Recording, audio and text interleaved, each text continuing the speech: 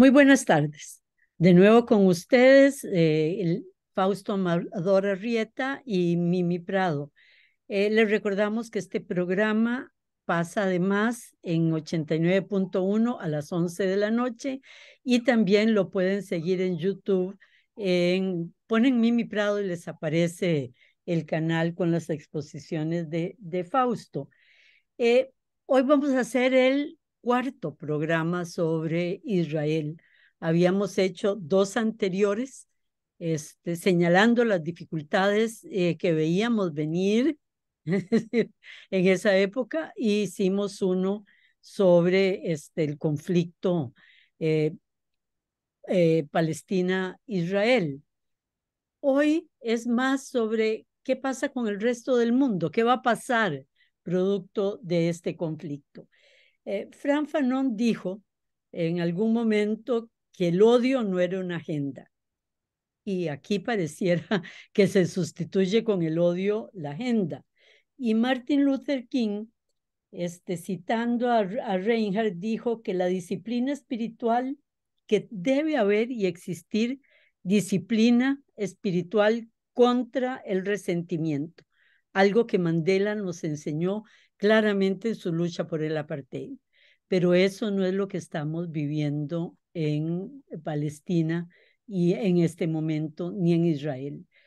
Eh, esa causa palestina defenestada por el fanatismo de Hamas y llevada al extremo por Israel, por esa derecha supremacista, y además por ortodoxos extremos que son los que acompañan a Netanyahu.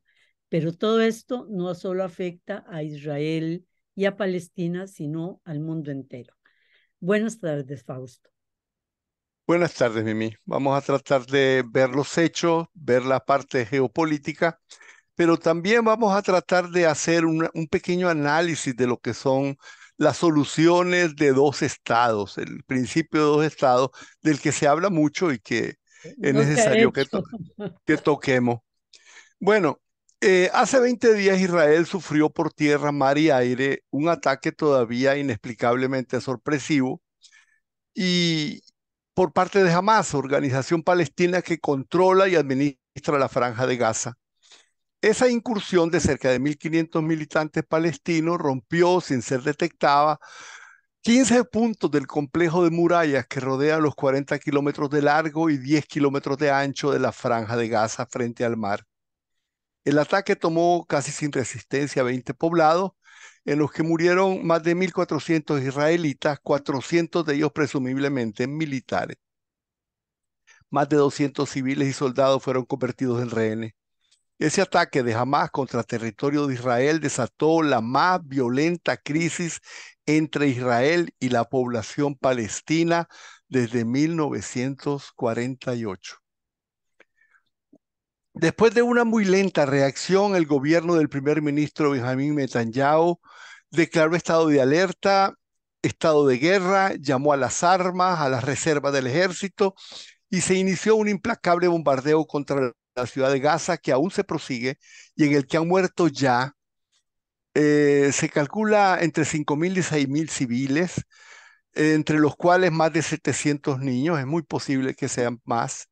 La provisión de agua, electricidad y combustible fue interrumpida. Las plantas eléctricas que abastecían equipos e instalaciones médicas de clínicas y hospitales perdieron la energía eléctrica que mantenía el funcionamiento de sus aparatos, incubadoras, máquinas de abastecimiento de oxígeno, iluminación en los quirófanos. Y entonces con los más de 16.000, 20.000 heridos, la atención médica es otro de las crisis humanitarias graves que están ocurriendo. Desde los cielos, las bombas siguen destruyendo edificios de apartamentos y escuelas, mientras vos y yo y, hablamos y nuestros queridos escuchas nos acompañan en este momento de un dolor humano extraordinario. El ejército de Israel advirtió que preparaba un inminente asalto militar por tierra. Se ordenó a la población del norte de Gaza que se trasladara hacia el sur para salvar sus vidas. 1,5 millones Eso de sí, personas.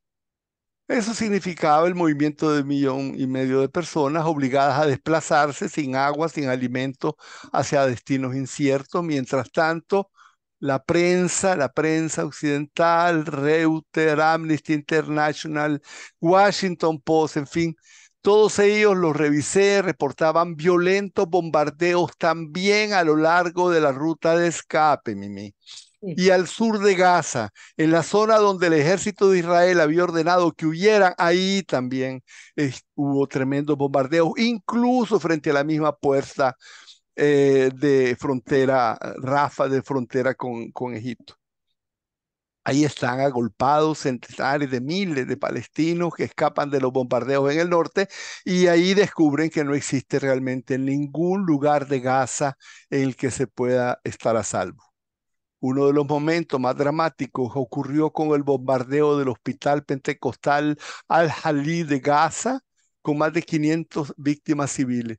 Mientras tanto, siguen sin detenerse los bombardeos que están preparando un ataque terrible por tierra. Estos son los acontecimientos duros del desigual enfrentamiento en esa guerra que le llaman asimétrica entre Israel y los palestinos. Pasemos ahora a ver un poquito las reacciones internacionales y antes que nada la opinión pública internacional. En un primer momento se dio una instantánea y casi universal reacción pública de condena al ataque de Hamás a las poblaciones civiles. Pero no habían pasado 10 horas después del ataque de Hamás cuando ya los bombardeos israelitas en Gaza habían sobrepasado la destrucción y las víctimas civiles de las acciones de Hamás. Amnesty International demostró con personas en el campo que los israelitas sabían que en muchos de los blancos bombardeados no había la más mínima prueba de presencia ni siquiera cercana de militantes de Hamás. Amnesty International juzgó los bombardeos y las medidas de corte de agua, electricidad y suministro a la población civil como castigo colectivo a la población civil de Gaza y llamó a la Corte Penal Internacional a investigar lo que en derecho internacional es calificado como crimen de guerra. Y otros han To- llamado genocidio. Todo eso hizo que la opinión pública internacional cambiara muy rápidamente hacia una condena de los bombardeos y las medidas retaliatorias del gobierno de Israel. En las principales ciudades de Europa tuvieron lugar masivas demostraciones pidiendo un alto al fuego, alimentada por las imágenes instantáneas que ahora proporciona Internet. Toda Europa se vio llena de manifestantes como no se habían visto nunca, nunca antes contra los ataques de Israel. Desde Londres a Milán, en Irlanda y Madrid, en Barcelona y en Roma, en la ciudad martirizada de Sarajevo. Es increíble porque después de la guerra de Ucrania uno pensaba que ya no había conciencia en la gente, que nadie salía por la paz. Ahí están, especialmente activas se manifestaron las comunidades judías de Nueva York, que eso es impactante, que condenaron los bombardeos de Israel contra Gaza y exigieron un alto al fuego, y su grito en todas partes era el mismo: no digan que hacen eso en nombre nuestro. Bueno, las protestas populares contra los bombardeos, lógicamente, tuvieron lugar también en los países musulmanes. En Irak, la protesta de Bagdad fue la más grande del mundo. Ahí sí también miles de personas protestaron en Teherán, en Jordania, en Líbano, Túnez, Turquía, Egipto, Yemen, Siria, Bahrein, en todas partes la consigna era la misma: alto a los bombardeos de Gaza, libertad para Palestina. En muchas partes también muchas comunidades judías, igual que en New York, participaban pidiendo un alto al fuego y en diferentes idiomas, no lo voy a decir aquí, pero en diferentes idiomas el grito es siempre el mismo de las comunidades judías: no digan que están haciendo eso en nombre nuestro. Bueno, Y valientes es, periodistas también de los mejores diarios de Israel señalan con claridad que todas estas acciones se comparan incluso, y lo dicen en sus periódicos israelitas, a acciones de los nazis, ¿verdad? Así que llaman nazi a Netanyahu y a su grupo de gobierno. Es impresionante. Pero la relevancia decisiva de los acontecimientos debe medirse en las reacciones políticas de los gobiernos más concernidos por los enfrentamientos entre Israel y los palestinos. En primer lugar, en los Estados Unidos, aliado y sostén fundamental de Israel. Y como era de esperarse, Washington reaccionó de inmediato condenando los ataques de Hamás, proclamando el derecho de Israel a defenderse y, lógicamente, asegurando todo su apoyo al gobierno de Netanyahu. Su primer medida, sin embargo, fue desplegar dos portaaviones en frente de Israel como advertencia sobre todo a Irán y a Hezbollah en Líbano. Las primeras declaraciones de Biden eran de apoyo absoluto e incondicional, sin ningún otro matiz atenuante. Pero era claro que se quedaba muy corto de las necesidades que tenía la política exterior de Estados Unidos, que se está viendo, y así lo dicen los principales analistas europeos, en la necesidad de buscar cómo impedir que Israel alargue, expanda, extienda esta guerra. La realidad es que un conflicto bélico en Oriente Medio podría fácilmente convertirse para los Estados Unidos en una catástrofe diplomática y también geopolítica que necesita minimizar. Pero Biden en un primer momento no entendió eso, o por lo menos los que le escriben el discurso no entendieron eso. El choque de Israel con los palestinos arriesgaba echar al traste todos los avances geopolíticos que los Estados Unidos habían ido logrando en la región, y pienso que es importante hacer ver que había avanzado mucho Estados Unidos en la región. Los Desde acuerdos. la presidencia del, desde la presidencia de Trump había habido tres grandes ejes determinantes de la política norteamericana en Oriente Medio. Uno era neutralizar la causa palestina, dos, aislar y debilitar a Irán, y tres, fortalecer la posición geopolítica de Israel, reconciliando al Estado judío con el mundo árabe, especialmente, lógico, con las potencias petroleras del Golfo Pérsico. Los tres propósitos los había ido cumpliendo.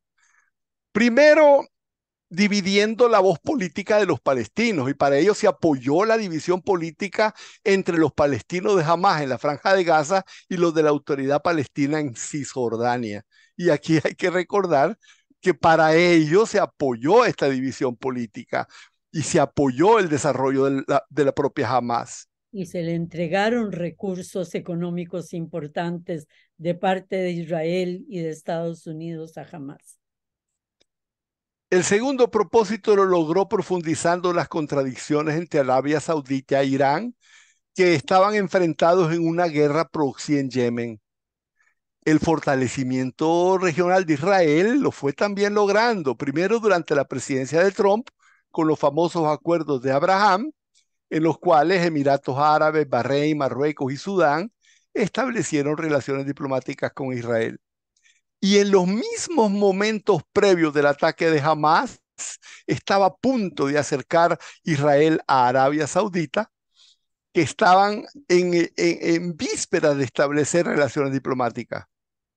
Bueno, todos esos ejes geopolíticos de la política exterior norteamericana arriesgan y están a punto de saltar por los aires a partir del ataque de Hamas y la respuesta de Israel. Incluso la visita de Biden no permitió la reunión con los países árabes.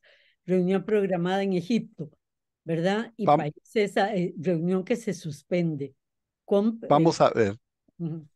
vamos a ver eso, porque el conflicto entre Israel y los palestinos venía cargado con ese potencial peligro de una nueva zona de guerra de la que Estados Unidos no podría desentenderse, y que significaría un segundo frente, agravando los problemas que está teniendo en la guerra de Ucrania, cada vez más difíciles de abordar y postergando sine die desde el punto de vista de la geopolítica norteamericana el enfrentamiento que tiene programado con China. Y sin llegar todavía al viaje de Biden, voy a entrar a que China y Rusia, pero sobre todo China, también han estado teniendo una exitosa política diplomática en Oriente Medio. Primero fue el espectacular acercamiento que logró China entre Irán y Arabia Saudita, de forma abierta y grandiosa, nada menos que en Pekín. Ahí se dieron la mano los dirigentes de ambos países. China aparece y sigue apareciendo en todas partes como componedora de paz. A eso se añaden las relaciones cordiales, no ideológicamente comprometidas, que tanto China como Rusia mantienen con Israel. China rompió el aislamiento de Irán. Eso hizo ver a los Estados Unidos como una hegemonía extremadamente acotada, restringida. Muy posiblemente esa fue la primera manifestación empírica a nivel de diplomacia mundial en donde el mundo aparece multipolar y la hegemonía norteamericana tremendamente limitada, porque las imposiciones que antes hacía y dictaba desaparecen y la negociación se impone por encima de bloque y se funda al mejor estilo de Xi Jinping en el principio de beneficio mutuo y no de alineamiento a intereses geopolíticos de nadie. Bueno, ya hubo dos momentos anteriores de relativa humillación de la ahora limitada hegemonía norteamericana. Primero fue el rechazo de Arabia Saudita de aumentar la producción de petróleo para bajar el precio y contrarrestar las disminuciones de venta de petróleo ruso, producto de las sanciones por la invasión a Ucrania. Y esa negativa fue tanto más humillante cuanto que el presidente norteamericano hizo un viaje personal a Ray para pedirlo y se le negó. Esa, ne esa negativa de Riad, de la capital de Arabia Saudita, a las demandas de Biden, fueron probablemente el punto más bajo de la diplomacia norteamericana en la región. Pero bueno, esa diplomacia parecía que se recuperaba con el acuerdo que hablamos entre Israel y Arabia Saudita, y en ese acuerdo Biden se estaría apuntando un claro éxito personal previo precisamente a las elecciones en los Estados Unidos y contrarrestando la influencia china en la región. Y de paso, volviendo a poner en posición de enfrentamiento a Riad con Teherán. El ataque de Hamas echó eso al traste y puso en entredicho todos esos avances. Y bueno, es con ese telón de fondo que el presidente Biden planificó de inmediato un viaje a dos lugares, a Tel Aviv en Israel y a Amán en Jordania. Buscaba reunirse con Netanyahu en Israel y en Amán con el rey Abdullah de Jordania, con el presidente Abdel Fattah el-Sisi de Egipto y con Mahmoud Abbas, presidente de la Autoridad Palestina. Sin embargo, no había salido y ya su viaje era un total fracaso. No se había montado al avión, Mimi. En la base de Andrews, de Maryland, se le notificó que la reunión en Jordania había sido cancelada. Quedó amarrado a una reunión que no podía rehusar con Netanyahu. Y entonces una reunión solo con Netanyahu no le permitía aparecer como una figura de equilibrio, sino de mero respaldo a Israel. Era realmente quemarse junto con Israel. Y Pero era trató incluso de, cuando le dijo a Israel que no llegara a límites en los bombardeos, cuando le pide que abra a la ayuda humanitaria, pero es con una tibieza grande que hace esas demandas y queda, como bien decís, totalmente atado a las posiciones de Netanyahu. Y peor todavía, Mimi, porque el hecho mismo de hacerle peticiones que Israel no cumple lo hace todavía ver Y además peor. hacerlas con una suavidad que lo hace a uno prever que Israel le va a decir que no, ¿verdad? O sea, no, no era Estados Unidos golpeando la mesa de abran a la ayuda humanitaria, ¿no? Bueno, yo pienso que aunque hubiera golpeado la mesa, No le hacen caso tampoco. realmente ya no tiene esa fuerza. Bueno, entonces viajó a sabiendas de su fracaso. El bombardeo al hospital de Al-Jalí de Gaza había provocado la cancelación de su reunión con los líderes árabes, porque ningún líder árabe se podía permitir una reunión con el presidente de Estados Unidos, respaldo fundamental de Israel, mientras sus pueblos protestaban en las calles de Amán, en Jordania. En la misma Cisjordania había manifestaciones ese mismo día, bajo el fuego, ¿verdad? Incluso hubo un bombardeo en Cisjordania, adentro, en el propio Israel, en Cisjordania, Solo por contra las una, manifestaciones. contra una mezquita, destruyeron una mezquita. Y en el mismo Cairo, contra el bombardeo de Gaza. Sin embargo, poco a poco se fue comprendiendo que los bombardeos israelitas contra la población civil en Gaza y sobre todo el anunciado amenazante asalto de Gaza por tierra eran reacciones desproporcionadas que podrían producir un escalamiento regional del conflicto. Los analistas comenzaron a ver que el ataque de Hamás tenía como objetivo estratégico precisamente lo que dijimos nosotros la semana pasada, provocar esa reacción ciega en Israel.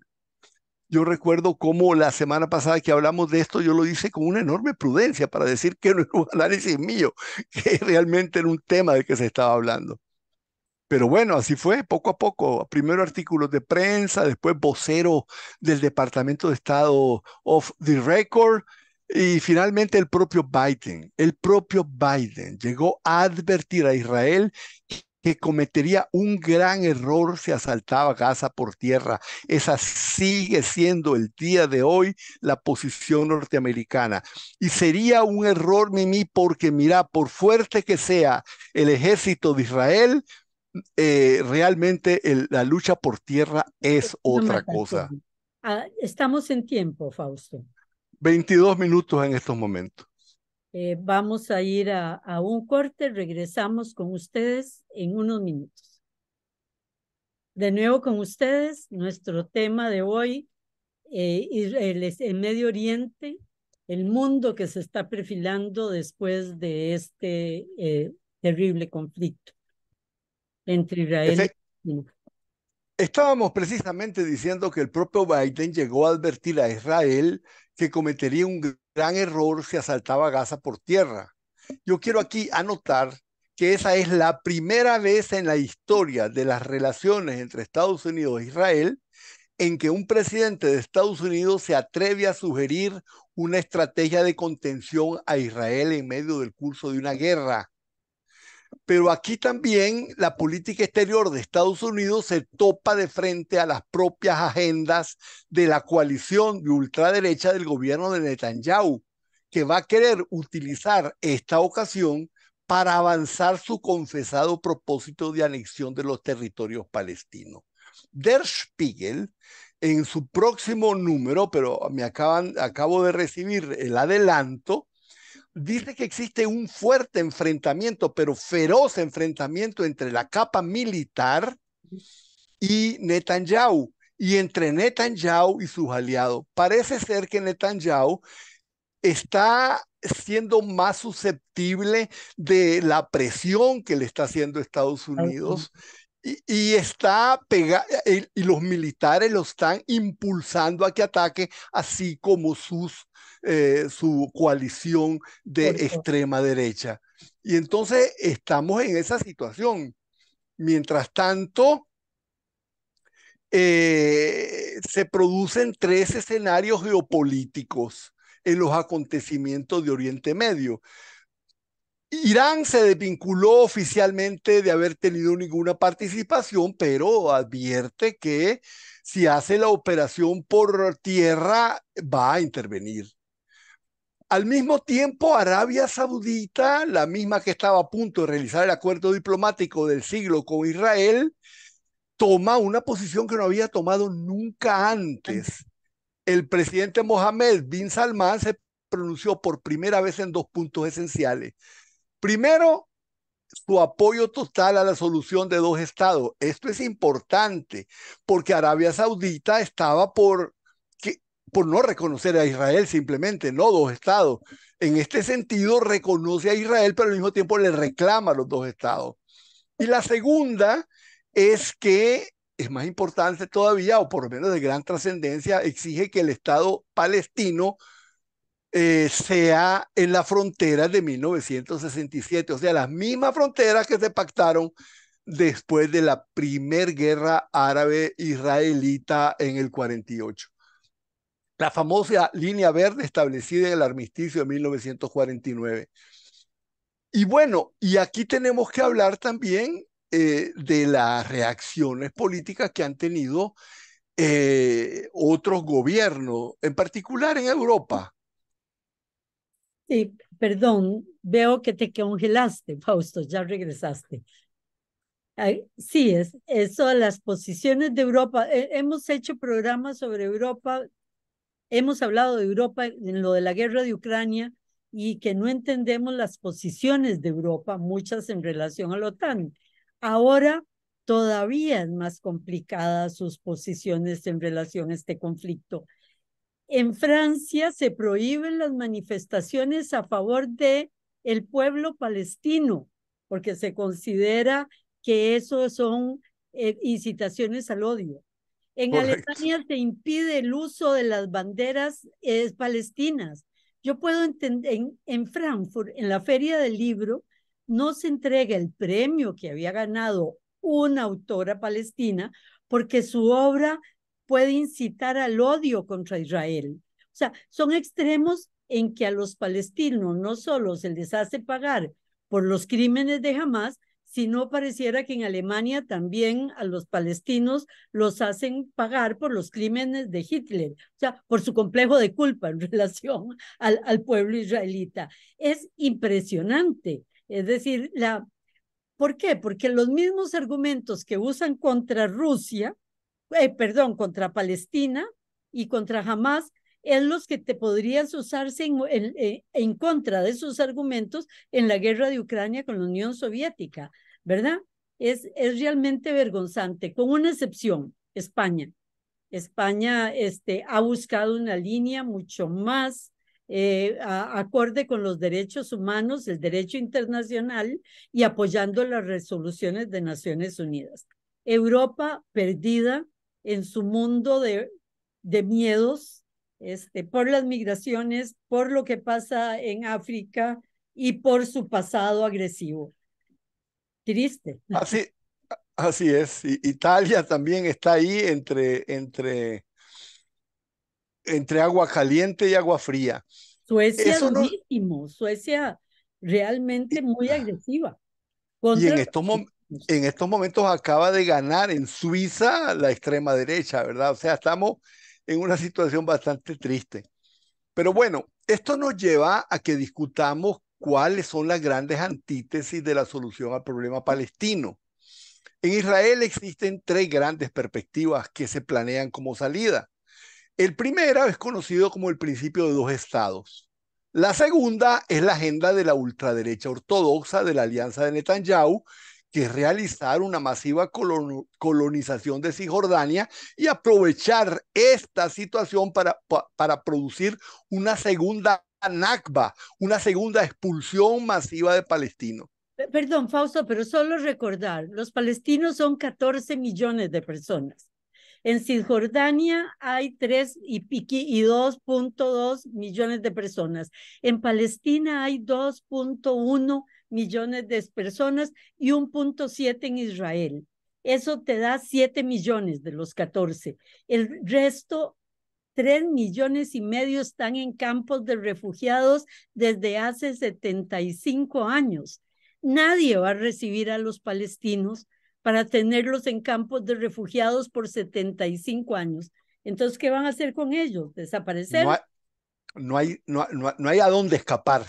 Hubo a dónde escapar en el 48, ahora no. Ahora no, pero además los Bueno, que escaparon en el 48 viven en tiendas de refugiados, sin trabajo y sin documentos todavía, 75 años después. así es. Entonces, la otra y la tercera salida es la creación de un solo Estado de Israel, que vos mencionaste la vez pasada, de tipo federativo, con dos poblaciones diferentes, judíos y árabes palestinos. Bueno, Eso lo Vamos a proponían ver, los palestinos de Israel antes de todos estos conflictos, como que era una salida más viable que los dos estados. y se ha estado hablando de ella desde hace tiempo. Ujú. Bueno, comencemos con el principio de dos estados. Así nació la partición decidida por las Naciones Unidas. Cuando la población judía era la mitad de la población árabe, se concedió a la población judía el 55% del territorio de Palestina. Tras la negativa de los árabes de aceptar esa partición, se comenzó una tremenda guerra que es realmente impresionante, árabe-israelí totalmente asimétrica, en la que más de 800.000 palestinos fueron expulsados de sus tierras, que fueron ocupados por judíos israelitas, que se anexionaron más del 25% más del territorio. Fue la gran tragedia, la Nakba. El Estado de Israel fue declarado y aceptado por las Naciones Unidas con esa frontera, nene, la del armisticio de 1949. Las propias Naciones Unidas aceptando el que se tomó 25% más del territorio que había recibido, que ya había recibido. Bueno, después hubo más guerras y más anexiones. En 1967 Israel se anexó después de la guerra de los 6 días más tierra. Después vino la guerra de Yom Kippur, en donde devolvió el Sinaí, y ahí se terminó de delinear las fronteras actuales de Israel con Egipto, Siria y Jordania. Pero bueno, dentro de esas fronteras, las que se negociaron el Yom Kippur, se negociaron los acuerdos de Oslo, donde renació oficialmente el principio actual de dos estados. Lo firman en 1993 el ministro israelita Isaac Begin y el líder palestino Yasir Arafat. Ahí los palestinos, representados políticamente por la Organización de Liberación de Palestina, OLP, hasta poco tiempo atrás llamada terrorista, ella renuncia a la lucha armada y reconoce al Estado de Israel. Por su parte, Israel acepta el principio de existencia de un Estado palestino dividido en dos territorios separados, la Franja de Gaza junto al mar y Cisjordania al este. En esos acuerdos se acepta el principio de existencia de dos estados y se crea una autoridad palestina decidida por elección popular para administrar esos territorios. Cisjordania quedó dividida en tres zonas. La más pequeña, el 18% de Cisjordania, se llama zona A. Ahí está la mayoría de las ciudades de población palestina. Ahí tiene total control de policía y administración la autoridad palestina. El 22% del territorio de Cisjordania es la zona B, donde se dividen el control administración civil palestina y el control militar Israel. El 60% de Cisjordania es la zona C. Y esa está bajo total control israelí militar y administrativo. Esa zona tiene la particularidad que es la única que tiene continuidad territorial, la única que toca, que es un solo conjunto. Ahí están todos los asentamientos de colonos israelitas. Entonces, Ilegales que han ven, ido entrando después de los acuerdos. sí, son ilegales incluso antes de los acuerdos, porque lo único que se les reconocía eran las fronteras anteriores. Entonces se comenzó a negociar el traslado del control de la zona C y la B a los palestinos. Y aquí ocurre tres grandes tragedias.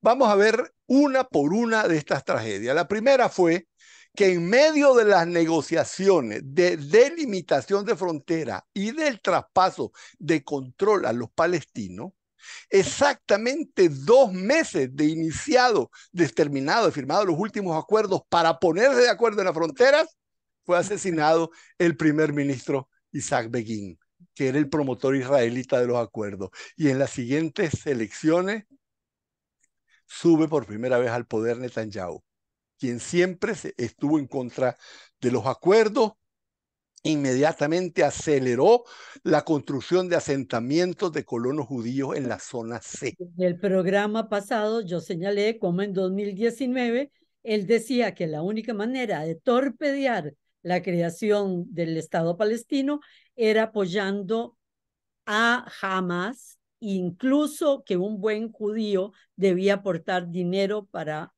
fortalecer a Hamas y enfrentarlo al gobierno de Cisjordania. Eso va a ser en 2019. En estos momentos lo que está es Netanyahu sucediendo, Sí, sí. No solo recordaba que no solo Netanyahu tiene esa política, sino que desde su inicio Netanyahu lo que hace es apoyar los asentamientos ilegales de colonos israelitas e incluso el apoyo a Hamas. presionaban a seguir negociando, como la opinión pública de Israel estaba a favor de conceder territorio a cambio de tener paz. Y en eso se produjeron otros dos momentos dramáticos y trágicos. El primero fue 5 años después de la muerte de Begin. Con la consigna de crear un Estado palestino, en el año 1999, de una forma casi milagrosa, los laboristas con esa línea vuelven al poder, determinados a un acuerdo rápido que el gobierno de Clinton también impulsa. Y entonces, en el año 2000, el primer ministro Ehud Barak acordó con Arafat negociar en Estados Unidos la frontera y el traspaso definitivo de control de toda la zona de Cisjordania. Y se fueron los dos a Camp David, bajo los auspicios de Bill Clinton. 10 días de negociaciones. Llegaron con propuestas concretas a la cumbre de Camp David.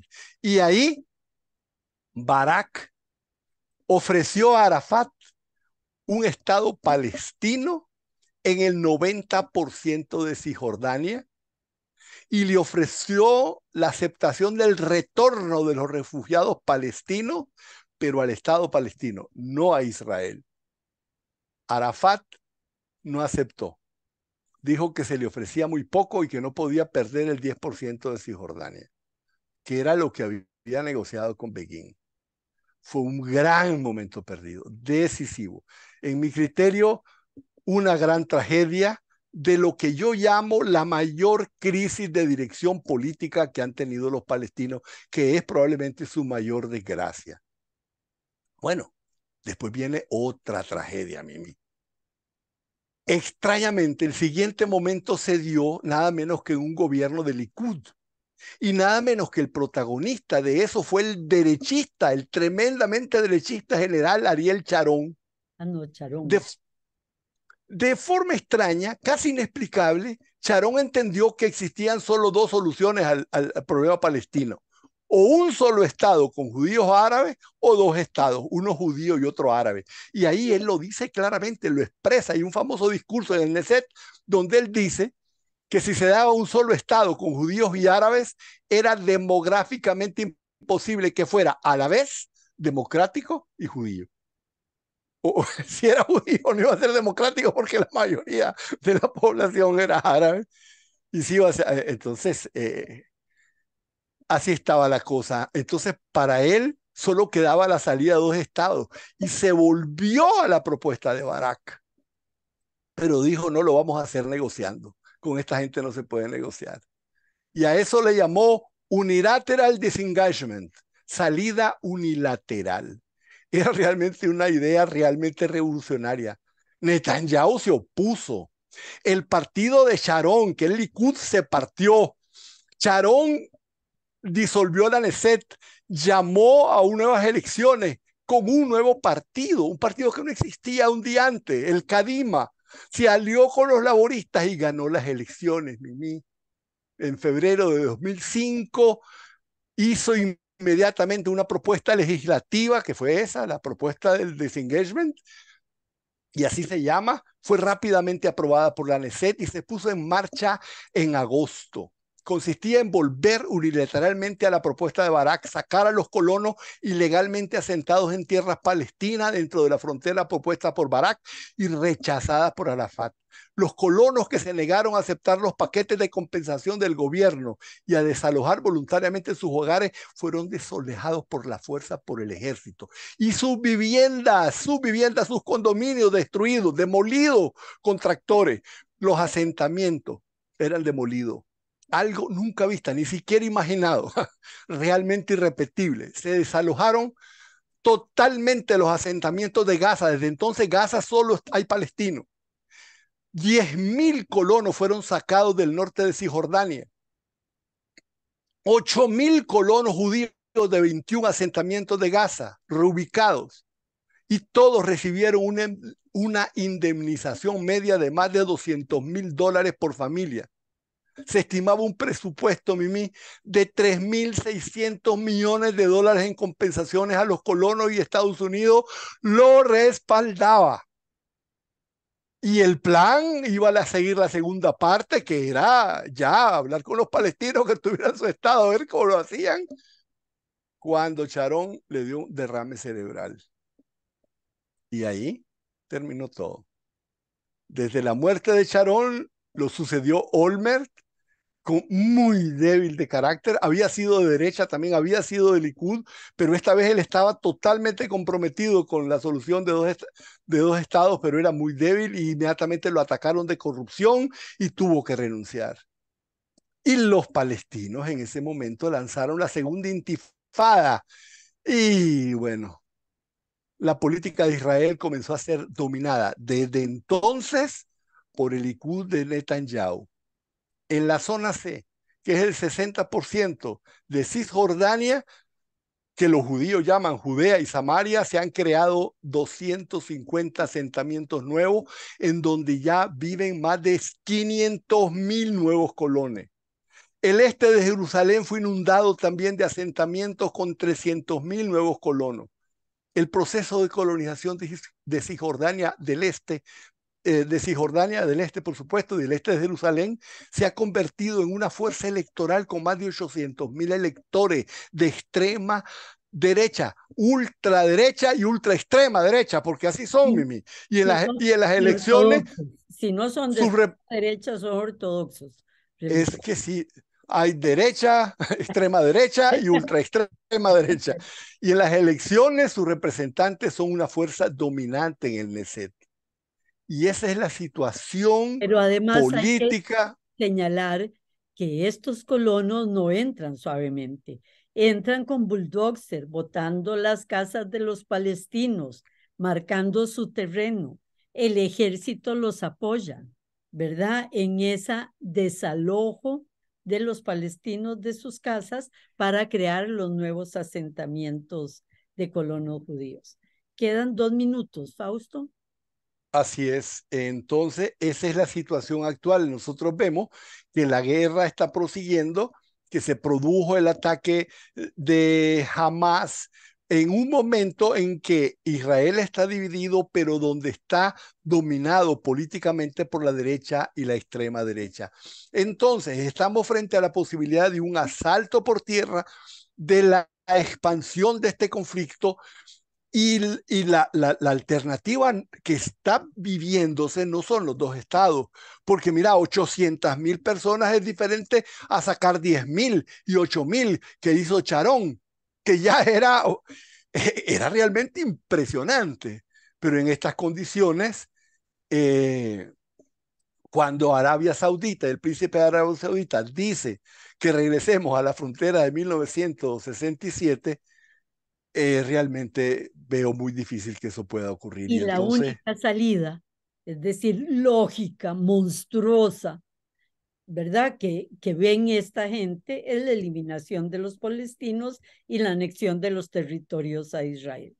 Bueno, esa en Gaza se dice ya que es la segunda Nakba, la segunda tragedia, catástrofe nacional pero palestina. nadie va a aceptar, como decía yo, esos refugiados. Entonces, ¿qué va a pasar con 3 o 4 millones de palestinos en en Palestina. Bueno, esa es la tragedia de lo que estamos viviendo. Y una escalada enorme del conflicto. Muchas gracias, Fausto, y muchas gracias a todos ustedes por acompañarnos hoy. Muy buenas tardes. Buenas tardes, Mimi.